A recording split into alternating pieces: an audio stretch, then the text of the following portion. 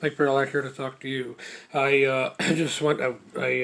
Just got back from church. I have to go to work, but I got to do a video. There was some had a meeting after church.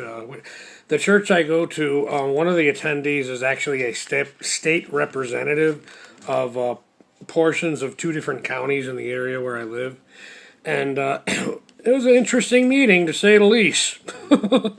In addition to the state representative, there was also a representative from this program called the 1649 project for basically homeless youth, for homeless young people who can't seem to get a start in life because I blame elitist greed.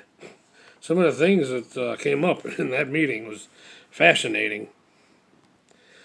Even these organizations that, yes, are funded locally and, yes, in part by federal, are recognizing the problem of rent so high that a young person just starting out in life, that's why they can't buy their own home. Because the rent is so damn high.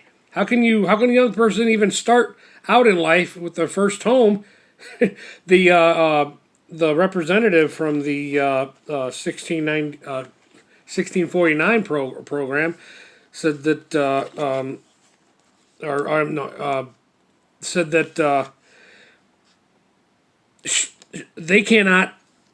they're not able to pay their employees enough that would actually make them eligible for affordable housing.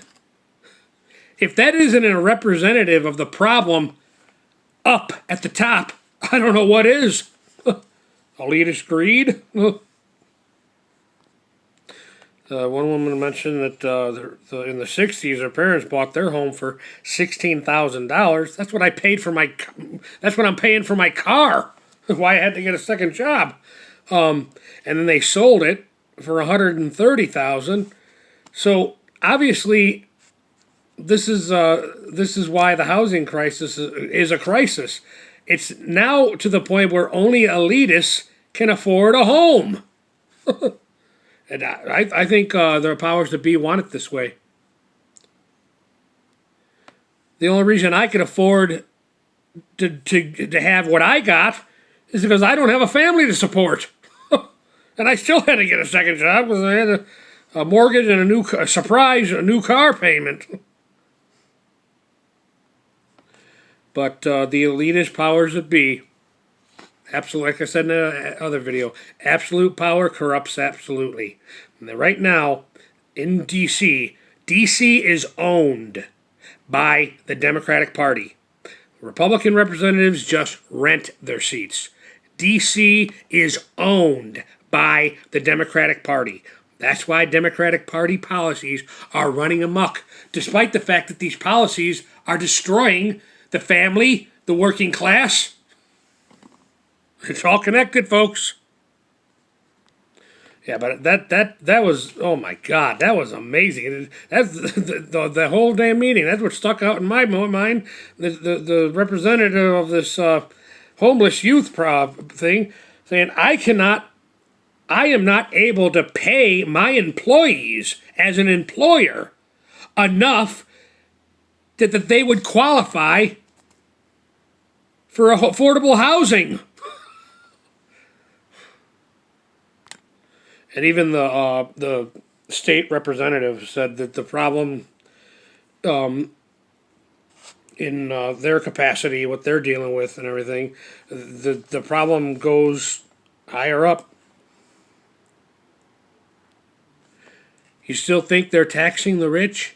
You think the Joe Biden establishment administration is taxing the rich? You still think that? Like I said, the only reason I have and can afford what I have is because I don't have a family to support. God, I only imagine what it'd be like if I had a family to support, and I'm sure the hell wouldn't have everything I have. I've been living off government aid, like the government wants. Everybody living on government aid. I won't become a ward of the state. My father, who I had to call the police on yesterday, is a ward of the state. Most of my immediate family are all wards of the state. My mother only because her health is failing her now. Yeah, I won't become a ward of the state. Even though the state wants us all to be wards. Mike Paralak, thank you for your time. I gotta go to work. I was happy to learn that most of these programs are locally based, and although they do get federal grants and subsidies, their success is more dependent on the local level than, which that's a good thing.